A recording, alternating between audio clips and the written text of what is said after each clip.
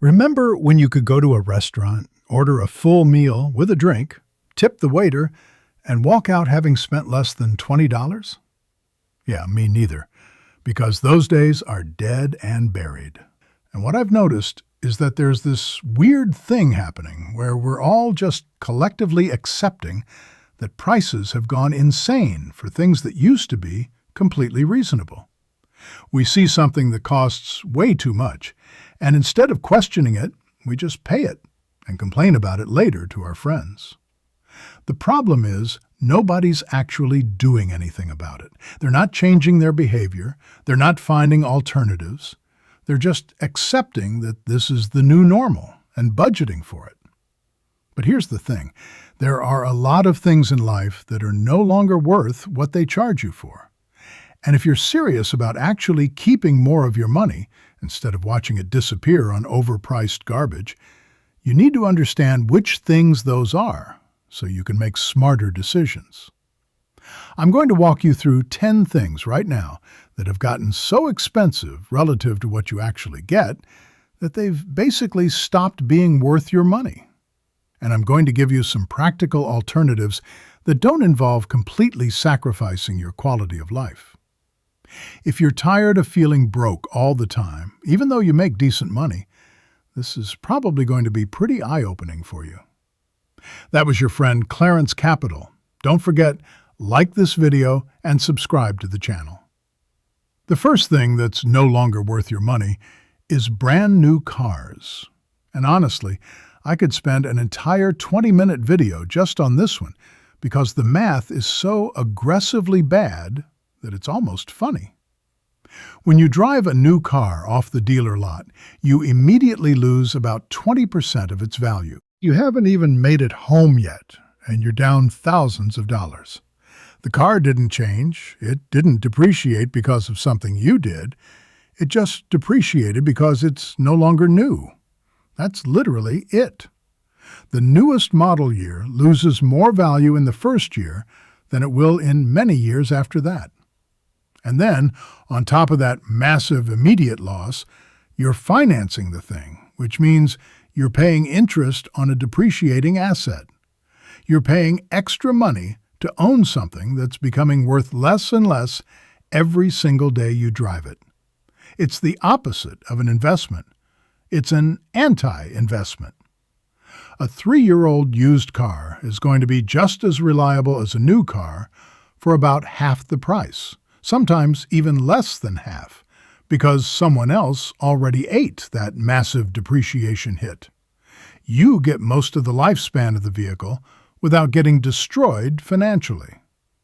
But people keep buying new cars because they want that new car smell, and they want people to see them driving something current. They want to feel successful and important when they're sitting in traffic alone with their thoughts. Except now they're sitting in traffic alone with their thoughts, and they're stressed about their 5-year payment plan and the fact that they're underwater on the loan. So you're trading stress and financial burden for a brief feeling of importance that disappears after about 2 weeks when the new car smell fades and you realize it's just transportation, which a used car does just fine. The second thing is streaming services. And this one is absolutely wild when you actually do the math. Everyone has like 8 different streaming subscriptions now. Netflix, Hulu, Disney+, HBO Max, Amazon Prime Video, Apple TV+, Paramount+, and whatever else exists that I probably don't even know about yet because there's a new one every 5 minutes. Each one is only $10, $15, maybe $20 a month, which doesn't sound like much when you're signing up. But when you actually sit down and add them all together, you're looking at $70, $80, sometimes $100 a month just for streaming. That's over $1,000 a year to watch television. $1,000. And the crazy part is that most people are using like 2 of them regularly, and they're never touching the others, but they keep paying for all of them, because they might want to watch something on them eventually. They might. Except they probably won't. They're just throwing away money because they're worried they might want to watch something and the service won't have it if they cancel. So instead of solving that problem by canceling and resubscribing when they actually want to watch something specific, they just pay for all of them all the time. It's the ultimate laziness fee. You're paying money to avoid the 30 seconds of effort it would take to cancel something you're not using. And the streaming companies know this. They literally count on it. That's why they make canceling so annoying. That's why they hide the cancel button and require you to navigate through like 6 different menus. They know that most people will just keep paying instead of dealing with the hassle. If you're serious about your money, you need to cut this down to maybe 2 services that you actually use, and then cancel them in the months when you're not actively watching anything on them. Yes, you'll have to resubscribe later. No, it's not a big deal. The 5 minutes of effort you'll expend is worth the hundreds of dollars you'll save. The third thing is expensive coffee and the whole coffee shop culture. Now, I'm not saying you should never get coffee at a nice place again. That's not what this is about. But what I'm saying is that getting coffee at a coffee shop every single day for $5, $7, sometimes $10 a cup is one of the most insane ways to burn through money without even realizing it. If you're doing this 5 days a week because you're stopping by on your way to work, that's $25 a week, which is $100 a month, which is $1,200 a year. $1,200 a year for coffee. And for what? So you can feel fancy for 5 minutes while you're sipping something that tastes basically the same as coffee you could make at home for about 30 cents. The difference in quality between a $5 coffee and a homemade coffee is not $5 worth of difference. It's not even close. You're paying for the experience of going to the coffee shop, for the aesthetic of sitting there with your laptop looking busy and important, for the vague sense that you're doing something nice for yourself. But that vague sense is costing you literally thousands of dollars a year. You could invest that money. You could put it toward paying off debt. You could put it toward building actual wealth. Instead, it's going to people who figured out how to convince you that hot bean water costs $8. Get a good coffee maker. Make your coffee at home. And if you want to treat yourself once a week, go to the coffee shop once a week instead of 5 times. You'll save $1,000 a year and you'll still get your treat. That's not deprivation. That's just basic math. The fourth thing that's not worth your money anymore is cable television. I don't even understand how cable still exists, honestly. Like, why would anyone pay $150 a month for cable when you can get basically everything you want through streaming services for a fraction of that cost? The only answer I can come up with is that people haven't bothered to cancel it. They still have it because they've always had it, and the thought of canceling it and figuring out a different system feels like too much effort. So they just keep paying $150 a month for something they could replace with like $30 worth of streaming services and an antenna for local channels. $30 versus $150. And they're getting basically the same stuff. The only real reason to have cable at this point is if you're absolutely obsessed with sports and need live access to every game. But even that's changing because streaming services are starting to get sports rights.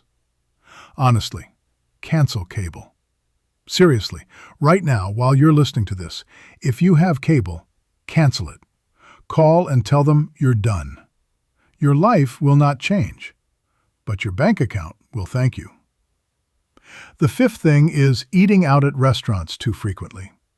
This is a big one because, unlike some of the other things on this list, restaurants are actually delivering value.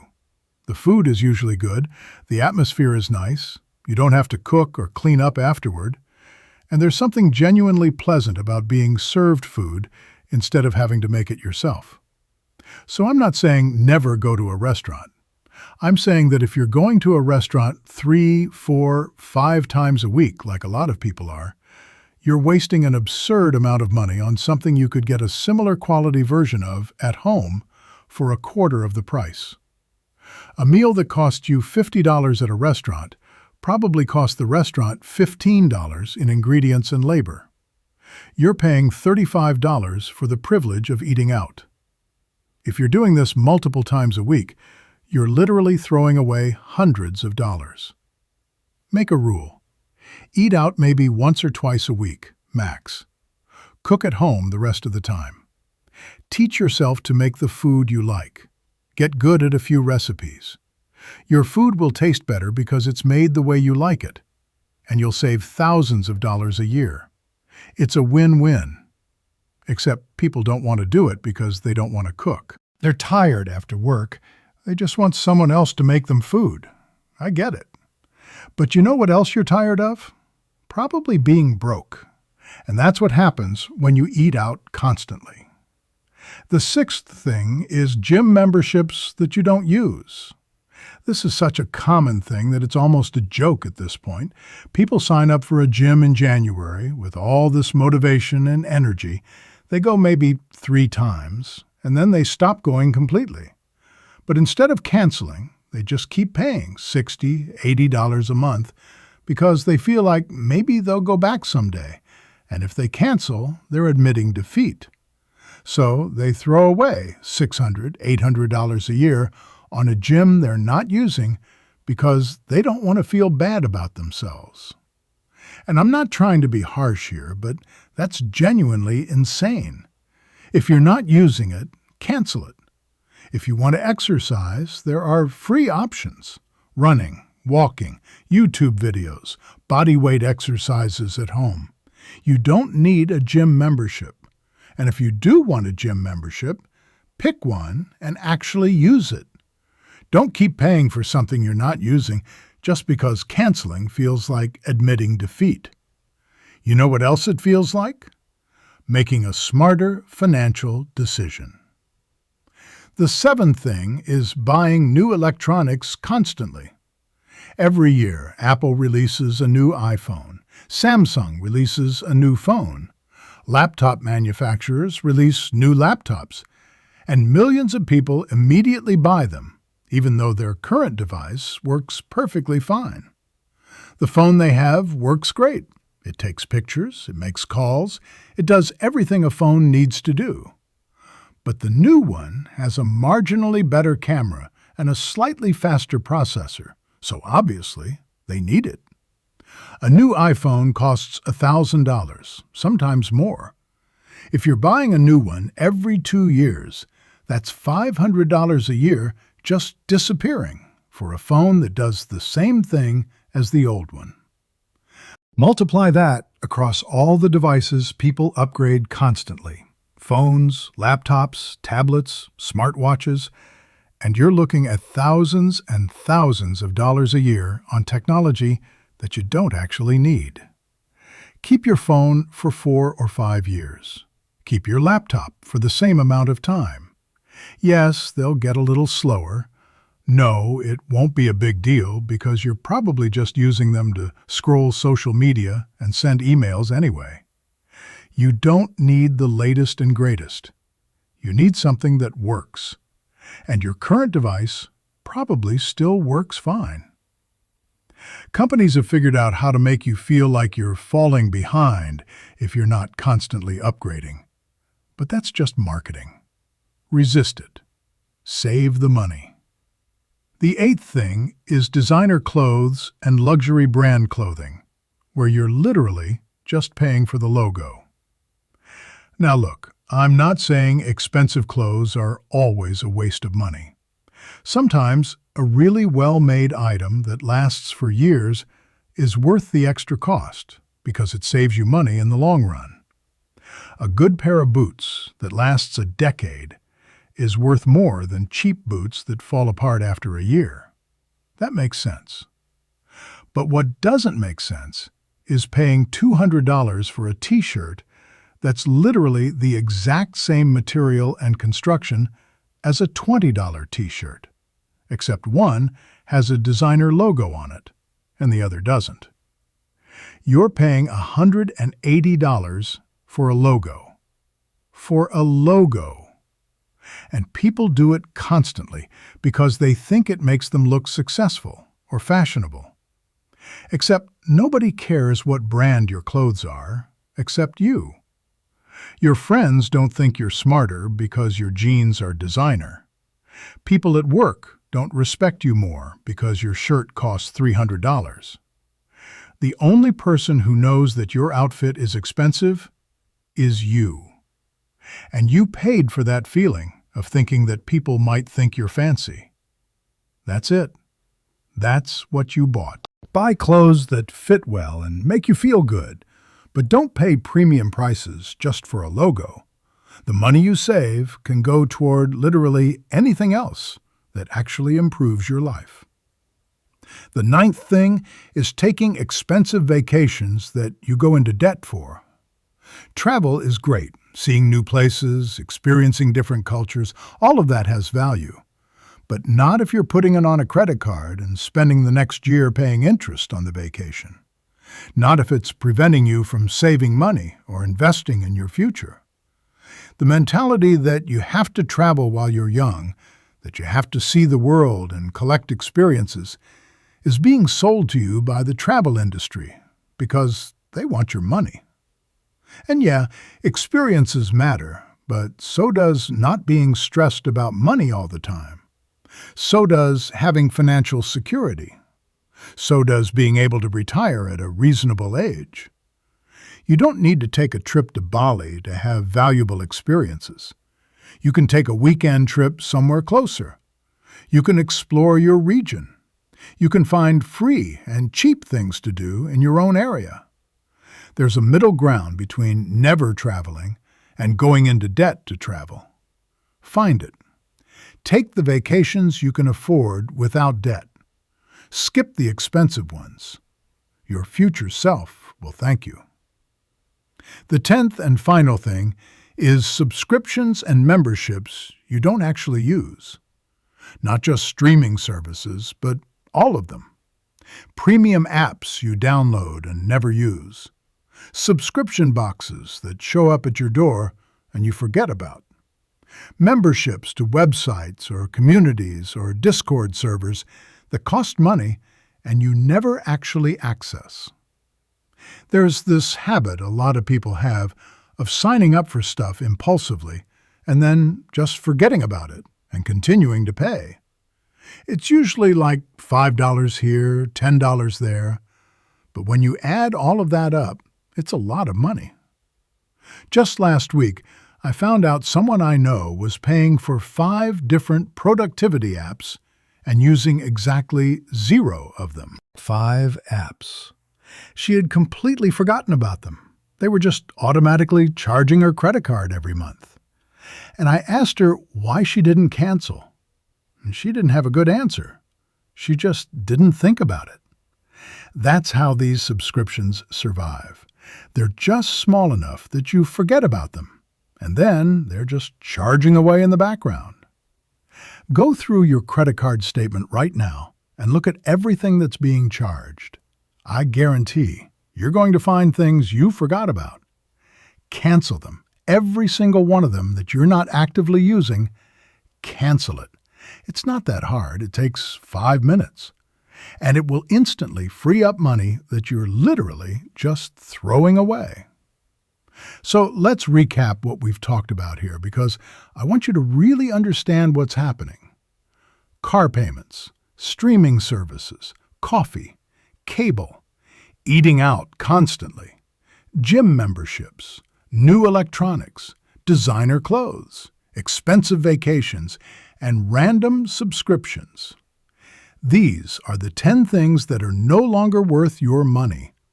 They're all things where you're paying way more than you should for something that's either not as good as the price suggests, or that you could get a similar version of for much cheaper. And the reason I'm bringing all of this up is not to make you feel guilty about spending money. That's not the point at all. The point is that if you want to have money, You have to stop burning it on things that don't deserve it. There's a difference between treating yourself and just throwing money away. Treating yourself is buying something that genuinely improves your life. Throwing money away is buying something because you haven't thought about whether it's actually worth it. Here's what I know for a fact. If you're in your 40s and you're serious about building wealth, these 10 things are costing you tens of thousands of dollars that could be going toward actual wealth building. We're talking about real money here. Hundreds of thousands of dollars over the course of a decade if you add it all up. That's money that could be invested. That's money that could be earning returns. That's money that could be building actual financial security. Instead, it's going to coffee shops and streaming services and car payments on vehicles you can't afford. And the crazy part is that cutting these things out doesn't actually make your life worse. It makes it better. You're less stressed about money. You have more actual money. You're not lying awake at night thinking about whether you can afford your next payment. You're not checking your bank account after a shopping spree and wondering where your money went. You actually know where it's going because you're being intentional about it. The reality is that prices have gotten out of control, and they're probably not coming back down. Companies have figured out they can charge more and people will just pay it because they don't want to think about it or because they've accepted that this is just how things are now. So your options are to either keep paying whatever they ask and keep being broke, or to make smarter decisions about what's actually worth your money and what's not. The people who get wealthy are the ones who make that second choice. They look at the price of something and they ask themselves, is this actually worth what they're charging? Or am I just paying because everyone else is paying? Do I actually need this? Or do I just want it because it makes me feel good for 5 minutes? Could I get a similar quality version of this for less money? If I skip this one expense, what else could I do with that money? These are the questions that wealthy people ask themselves, and these are the questions that broke people don't ask. That's literally the difference. You don't need a new car every few years. You don't need 8 streaming services. You don't need to buy coffee every day. You don't need designer clothes. You don't need to take expensive vacations. You don't need a gym membership you're not using. None of this is essential. It's all optional. And the person who figures that out and makes different choices is the person who ends up with money in the bank and financial security. The person who keeps doing what everyone else is doing is the person who ends up old and still broke and still stressed about money. That might sound harsh, but it's true. So here's what I want you to do. Pick one of these 10 things and actually stop doing it. Not all of them at once, not even 2 of them, just one. Pick the one that you know is probably costing you the most money.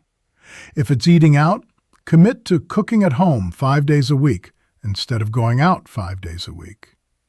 If it's streaming services, go through and cancel the ones you're not using. If it's that coffee every morning, start making it at home.